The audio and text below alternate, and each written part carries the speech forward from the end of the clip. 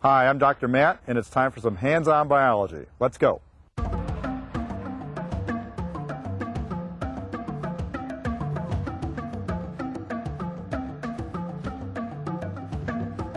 morning, I'm Matt Douglas. I'm the head of the biology department at Grand Rapids Community College. I'm a biologist, and with me today is Dr. Richard Bennett, a veterinarian. We're at the clinic at the John Ball Zoo, and we're going to be doing the rounds with him today and looking at various animals and their problems.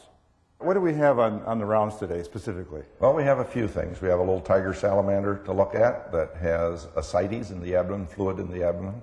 We have a turkey with a sore foot to take a look at. He may be getting worried about Thanksgiving coming up, I don't know. And we have a bufflehead to pinion where we make him flightless so that he doesn't leave the zoo. They're a bird indigenous to Michigan, and they're one of the diving ducks that we have in our collection.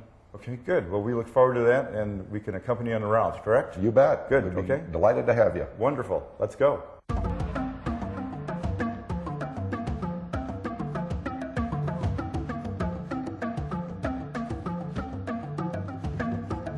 Okay, Dick, could you explain to our audience where we are now and what we plan to do here? Sure. We're at the Red Barn, which is a kind of a farm situation. And this houses a lot of animals that go out to schools and are part of educational systems. And these animals come from various places. Some are from zoos. Some are purchased privately, like the ferrets. And some come from wildlife rehab, from a wildlife rehab person group, Roger and Peg Markle, who rehab wildlife. And there's some wildlife that cannot be released. They're just not going to make it. And rather than just euthanizing them or putting them to sleep, they come to the zoo where they become part of an educational system and are well cared for and have a pretty great life. And the interesting thing is, like our eagles, these are injured eagles that can never fly again. Right. A lot of people don't know that, so that's a good point to make. So they're here in the zoo, living a great life. Our last eagle, the male, lived 65 years, I think, somewhere in that area. That's incredible. And it's a long life. So they breed, they raise young.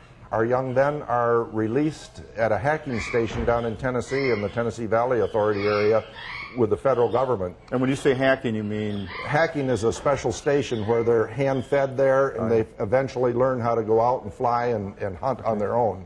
And that's the term that the biologists apply to it. And these eagles then are released into the wild from our pair of eagles that would, had the zoo not been here to take them, wouldn't be around. Right. Okay, Dick, what kind of bird is this, and what's the connection between birds like this and West Nile virus in West Michigan? It's a little South American falcon, and they're a real cute bird. They're a bird of prey, and they are one of the birds very susceptible to West Nile virus. Certain species of birds are exceptionally susceptible to it. Last year, we lost a fair number of birds at the zoo, along with other zoos. Snowy owls just disappeared from zoos across the country. Well, a number of zoos started doing research on this disease and what we could do to prevent it. I tried all the antiviral drugs, and none of those worked in the birds to stop the disease. So we started vaccinating based on the research done at other zoos with the horse vaccine, and this year, no cases. None at all? None. And it was a down year for West Nile in this part of the country, but that's good. I really attribute the fact that we didn't have any cases to the vaccine. What does that thing feed on? Do you have any idea? Is it like insects or mice? Mice? Small rodents. Must be small, because that is a tiny bee. Yeah, about like our kestrel, you know, our American kestrel. He's got an attitude. He does, man. I like him. He's a tough little guy. I'll take you on. Working with us on the salamander is Dan, a zookeeper, and he has specific functions here, and Dick has a very important note to mention about zookeepers in general. Well, I do, actually. The zookeeper is the tip of the spear for the veterinary medical care of the animals here at the zoo, because they are in charge of taking care of the excellent sanitation that goes on here. So the animals are in clean facilities, they take care of their nutrition. And then thirdly, they observe the actions of the animals, and they know how they're supposed to behave and what's normal for them, what's abnormal. And if we get abnormal behavior, these animals then are on our Thursday list of guys that we're going to check out. So And if Dan saw that the abdomen of the salamander Yep. was large and Yep. turgid, so to Getting speak, bigger. Yep. he'd be giving you a call. he'd be giving us a call. Okay. This is our tiger salamander that has the ascites, which you can see is a very, very beautiful amphibian and a nifty guy. Now this is native to the west coast of America, I think. They're found throughout the United States, Okay. pretty much. I'm not sure if they get quite this far north, but Now what were you doing with your fingers there? So I was that feeling his abdomen and feeling how full that is. Okay. But just got a very benign, pleasant face and really quite well decorated. And now, if he were bloated, what would you actually do to? We would put a needle in his abdomen and draw the fluid out. Okay. We can do that if you want to see that. Sure. Okay. Let's do it, Heather. There's a little in there. Before, I mean, he was just like a balloon. Bloated, really? And then they drained from the needle hole for quite a while. Oh, okay. And there's where the needle hole Oh, right. was from before. Now, is this a pretty common malady of Yeah. salamanders? Yeah, they do get some problems. And it has to do with the liver. Yep. And- And it's passive congestion of the liver because it's fibrotic. And you notice that he didn't even jump. That's amazing. You and I would probably have jumped. And here's the kind of fluid that we're getting from him. He's not really all that full, so we won't. But you can see the clear, just like water. Really? That's amazing. Now, I noticed that you wetted your hands before you actually handled the salamander. Is that for the safety of the salamander as well? Yeah, it gets things off my hands that I might have soap residue. Their skin absorbs things just boom, Right. dramatically, and so it gets any toxins I may have on my hands off, and then I don't damage his skin, the Right. mucus layer of his skin. And they do use part of their skin for respiration, for Yep, they ventilation? do. And, They do, and I'll tell you a very dramatic thing. I put DEET on myself one day, Right. and I found the biggest bullfrog I've ever seen in my life, and I was just so excited. I reached down and picked him up, and he died instantly in my hands No from kidding. DEET. wow. Makes you think twice. Yeah, you put it on your kids. Yeah. Where exactly are we now, and what is Dan doing in the cage here? Well, we're in back of the red barn in a holding area for various birds, and this is a turkey, a wild turkey, not a domestic turkey. And Dan has got him wrapped up in his arms here so we can take a look at his left foot. He's limping on it. Okay, and- Birds get a lot of different foot problems. They Okay. even get gout. They get gout? Yeah. Really? Yeah, I don't think it's from alcoholic beverages or eating too rich of meat, but Now, you told me turkeys get nervous about this time of year. Is there a reason for that? yeah, turkeys get real nervous here as November approaches and the 25th comes close. It's Oh, I Thanksgiving see. time, so it's a very nervous time. Oh, apparently it's something that's not We biological, get a then, right? high demand for Prozac at this time of the year. I'll bet they do. Now, is this a male or female? And how could you tell? Right. Is this a? this is the male. This is the male. Yep, you can tell because of the beard. Oh, yeah. Also, the size of their males are quite a bit bigger than the females are. They have lovely faces. Don't they, though? A little too much rouge. It looks just like their dinosaur relatives, you know. they're quite an interesting critter here. Okay, now what do we have here? You said he's got a problem with his Yeah, foot. he's been limping on this, I think this foot right here, right, Dan? So one of the first things we look at is the foot pad to make sure we don't have what's called bumblefoot, which is just a general term for an infection, an abscess down in that foot, and there is not. And I understand it's difficult to get rid of. Is that true? Yes, very hard. We can spend months treating it. Is it because it's always in contact with soil or Yep. bacteria elsewhere? And they also have a big sinus, a venous sinus in the foot right down here. Okay. And so the bacteria can get in there and almost like metastasize to the liver and kidneys. Oh, really? So their feet are pretty susceptible to infections then? Yep. Even the smallest cut? So now we're feeling the joints to see what the joints feel like. We'll try not to check Dan here. And you're checking for arthritic Yep, we're conditions? checking for arthritic conditions and compare both legs to see what we have in the way of swelling. And how old is this young male here? I think he's 3-4 years old. The foot is swollen if you kind of take a look at Oh, yes. between this area right here and this area right here.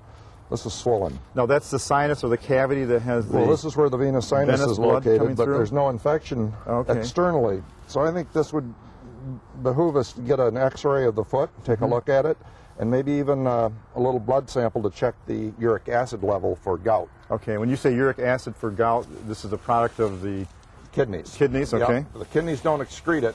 It's a product of protein metabolism, and if the kidneys don't excrete it in birds, then it starts getting into their tissues. It gets into their heart muscle, their muscles, their joints. And these are crystals that look just like little razor blades. They really hurt. Oh, really? Yep. Seriously? Oh. So we'll want to check that and see what we can find. Now these males are fairly aggressive towards one another if they're in fairly close proximity, or Right, yeah. And they can be aggressive towards people too. So. See that? this one is beautiful not tail? though. No. Yeah, that's great. That's just a beautiful thing. Look at that. It is beautiful. So it's one of the real success stories of the Department of Natural Resources, reintroducing these guys into Oh, yeah. Michigan. They have taken off like a jet plane. They're just fun. Every now and then, when you're hiking in the woods, you run into them, and they take off like a B-52. And after you pick yourself up off the ground and realize what it is, you go, "Wow!" Because it's so loud. Yeah, Yes. it's just real loud. What did Heather just do to the turkey? This like We were just giving him an antibiotic to go ahead and cut down on the swelling and if he has any infection. Let's take him up to the clinic, and we'll radiograph his foot. Good.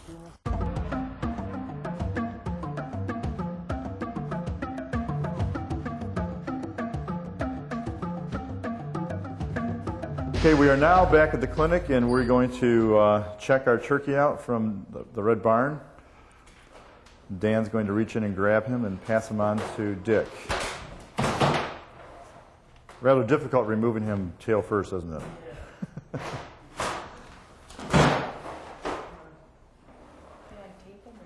Well, you can see some of the trials and tribulations, at least, that Yeah.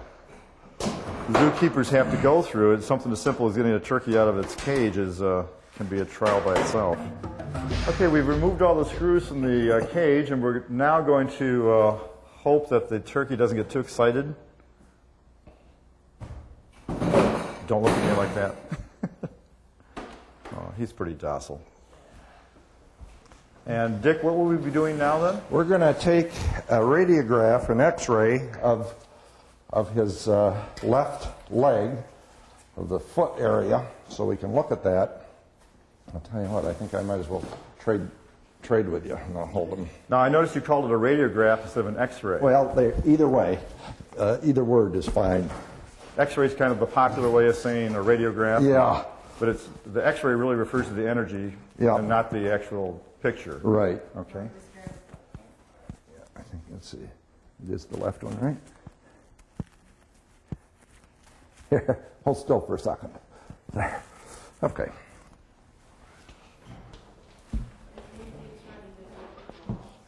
Yeah. Can you push that button? Oh, there it is. Good. Now, you never worry about his beak. Yeah, I do. Okay. To a certain degree. Well, we gotta just get you. There, Heather. So this is no easy task, really. Not really. So, Dick, can you tell us more about this X-ray that we just Well, took? this would be a dorsal ventral or an anterior posterior view. The X-ray goes into the top, comes out the bottom, Okay. and we're looking at the phalanges here, the metacarpal bones. And those are just like ours, really. They're the Really, same. it is kind of like ours, but with some modifications. They have these real long metacarpal bones, and ours are all just real short. And we're looking at the joints to see what we see up here. And you see there's a nice joint space there, Yeah. and a nice joint space there, and you can see the little joint spaces. These are all clear and clean, so I don't really see anything that looks like arthritic changes in this foot. And so we may be dealing with soft tissue injury, something like that. But gout doesn't show up on X-ray until you get calcification, and then that's really advanced. So the blood test will be the next important thing for us to witness to see if we do have gout. So blood is next you're going to draw? Blood's next. Okay. You know, it's really cool, class, is how the feathers end and the scales begin. I mean, it's right at a certain mark, and beyond that, you don't have anything. I mean, turkeys are really primitive looking, aren't they? They sure are. Well, let's roll him over on his back, and then we're going to take it out of a wing vein. You know, Dick, you just stated that you're going to take the blood out of the vein in the wing there. Yes. Is it more accessible there? It's accessible. I can get them many places. There's the vein right there. You can take it out of the jugular vein, but they clot poorly, and so they can bleed under their skin up there. There's not a lot of place to put pressure. But here we can... So this heals up pretty fast then? Yeah.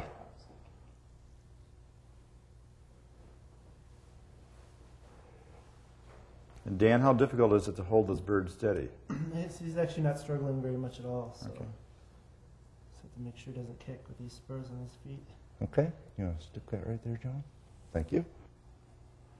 And the purpose of the drawing the blood is for? We're going to run some chemistries on this and look at the uric acid levels. All right, okay. And we also are going to do a CBC, which is complete blood count, look at the numbers of white cells, numbers of red cells. And that helps us make a diagnosis without being too invasive. Okay. And this will bleed right here. They don't clot real good. So Joan is putting pressure on it so that it doesn't bleed. And you have to wait for a little while. Now, what is the reason for not clotting? Well, They just are slower than mammals for some Okay. reason. That's just genetically the way they're made up. Okay.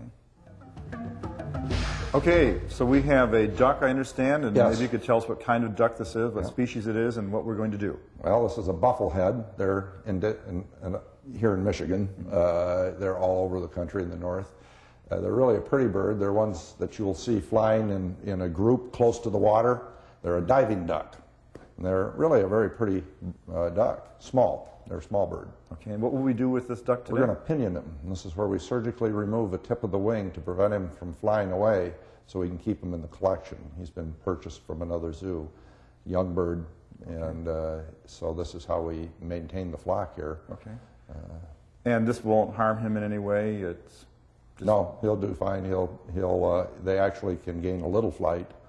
They just can't have sustained flight. okay. And, I understand that makes them rather unstable when you pinion the wing like Yeah, that? they're out of balance, so they can't fly as well, and they can't leave. They still eat and swim. And they're diving duck. They swim fine. They actually fly under the water fine, using their wings as. So when they take flight, the brain says, we're off balance, land. Right. Okay. Yep. So that makes sense, okay? Yep. Pretty good. There he is. You get an idea just on the beauty of this animal. It's beautiful. And how lovely they are. We're going to give him an anesthetic because this is a minor surgical procedure, but we don't want to cause him undue pain, so we use a little isoflurane gas anesthesia for Okay. him. So we'll stay away from the gas then, right? Won't hurt you from there. We take his little head and put it right in here. And Heather is going to watch him. Joan, is there any particular wing from an identification standpoint that you want? The right wing? Okay.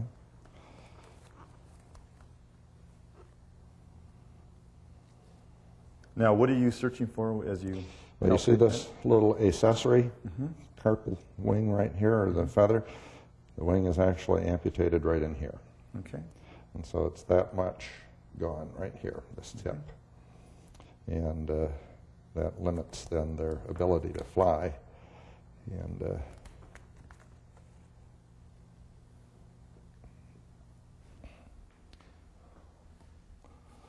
so while Heather is working on that, it's very difficult in birds because of the feathers. You can pluck all the feathers. You can, which it really irritates the tissue a lot. What we're doing is saturating this with some betadine to make it a clean area for surgery. So this is just the same type of solution they use in hospitals? That's it. Fortunately, the bird's body temperature is quite high, 105, 106. And so the bacteria that would survive in me don't survive in birds. So they kind of have their own bacterial organisms that cause them a lot of trouble. And So surgery can be done just a little different in a bird than what you would do in a mammal. Now that little feather there looks almost like an extension, like a finger sticking out. It is. It's like a finger. Actually, there's So a little bone right A here. remnant of the digits. Huh? Yep. How are we doing, Heather? Fine. Good. This I wouldn't call an absolutely sterile procedure. It would be more like a very clean procedure. Mm-hmm. This is a general surgical pack.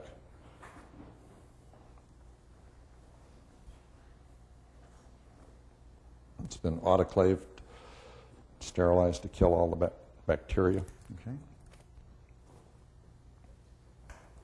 So this anesthetic, is this like nitrous oxide you might get at the dentist? Or Well, no, it's a little different than nitrous oxide. how does it work? This is a volatile gas, so it's a liquid inside there. It's like an ether. Okay. And it's one of the new modern ones, and it does a very good job. It's a pleasant smelling one, not irritating to the mucous membranes. And it is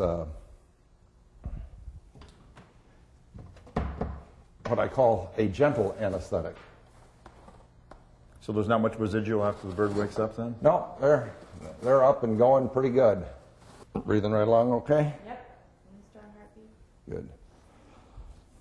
Birds are a little different to anesthetize. They have air sacs where the air goes when they breathe, so they can fill up with a high concentration of anesthetic before you know it, and end up with being over anesthetized. Okay. So really, when you work on any animal, you've got to consider this You have to consider their anatomy and physiology. anatomy and physiology, the structures, and Yep. for example, you brought up the fact that these have air sacs in the bones, and so they get a double ventilation of the anesthetic. Yep. So when they get a respiratory infection, it's deep. It goes through the whole air sac system, which line the long bones, the abdominal cavity, and it's a very deep infection, and it's not as simple as a pneumonia would be in a human being. So they get one heck of a cough. Yeah. It's They feel it right in their bones, right? serious business for them. And that is one of the major bad things for birds, are pneumonias. So a design that allows them to fly well is also a design that sometimes works against them. Yeah, too. kind of a little Achilles tendon there. So maybe you could explain this, if you can, as we go along. Yeah, we're just going to take a pair of scissors and we're cutting right through here. And they reflexly move a little bit, birds do. Okay, so this is a reflex, not a... Yeah. And this is where we often use a bone cutter. There. Okay, now you actually did cut through a bone there, Yes, correct? you do. Two of them, actually. There's a little bit of skin right here. And the hard part for this is that birds, are aquatic. Mm-hmm. And so this wound has to survive in the water. Mm-hmm. So now, do you treat this in any way? Because I understand that this duck is also in quarantine at this point. Mm-hmm. This bird will be watched as he heals, and we'll probably put a little bandage on this for a little while. Okay.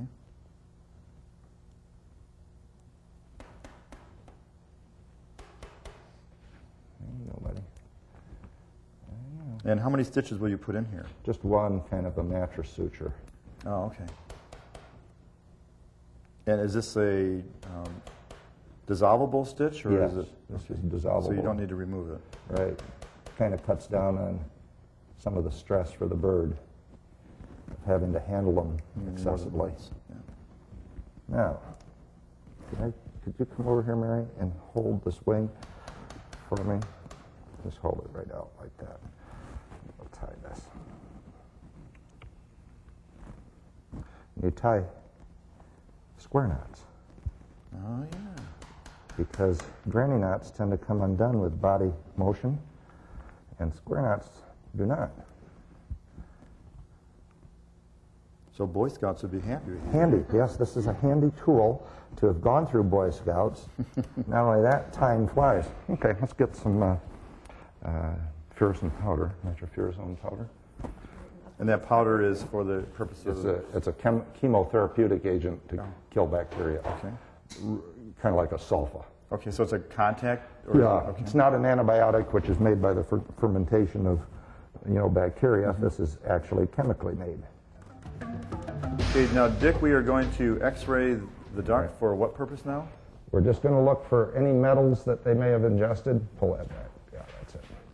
And make sure they haven't ingested any metal. It brings up a point, not to throw money in the pools and that sort of thing. There's a reason for that. There's a real reason for it. We ended up not having trumpeter swans here at the zoo because we could not stop it.